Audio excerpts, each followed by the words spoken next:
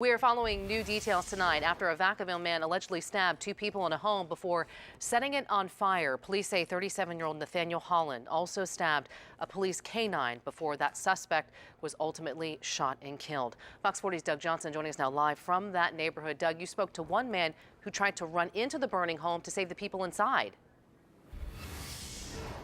Yeah, he certainly did try, and he wasn't successful himself, but actually had some help from a 12-year-old boy who was the brother of one of the people inside that home. Now, this fire was intense. Even hours later, even here in the rain, we still had a hose on it late into the day by the fire department as they were putting out hot spots inside. A lot of people who heard what this man did, what the suspect did, are horrified by it, and they say that they believe this is not the first time he's had a run-in with police. There were kids running there. It was chaos. Kids running everywhere, and they said my little sister's in there. And I tried to go through the front door, and the smoke was just so acrid. It just floored me. Ken Sisk lives across the street and says he helped one of the kids that lives in this house pull his little sister out of the burning down home. We looked in there when the smoke started to clear, and we didn't see her right in there. So I don't know if he went in there further and drug her out or what. I don't know. He just said, I got her, and I went over there, and by God, he had her. Vacaville police say it was this man, 37-year-old Nathaniel Holland, who started that fire with 6 kids inside the home at the time after he stabbed a 43-year-old woman and a 16-year-old girl. The adult woman, their mother. While firefighters got the flames out and treated the toddler, Sisk helped rescue for burns to her face and chest. Police searched for Holland. He left the house on foot, running from the area.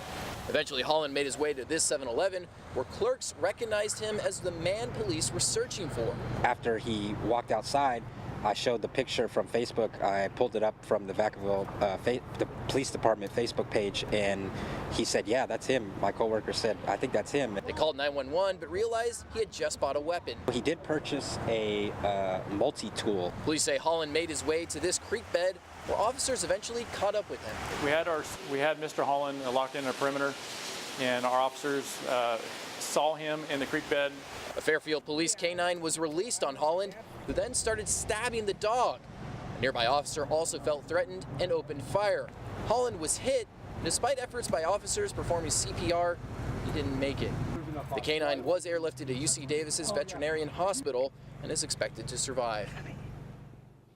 Yeah, back out here live, Vacaville police do confirm that Holland was arrested back in 2016 after a 2014 incident where he attacked several family members with a baseball bat. Now, coming up at 6 o'clock, you're going to hear a lot more from that neighbor who so bravely ran into this home, or tried to run into this home, and who helped that 12-year-old boy save his sister out of that home. We're going to have a lot more on his story coming up at 6 o'clock. For now, we're live in Vacaville. Doug Johnson, Fox 40 News. Doug, thank you.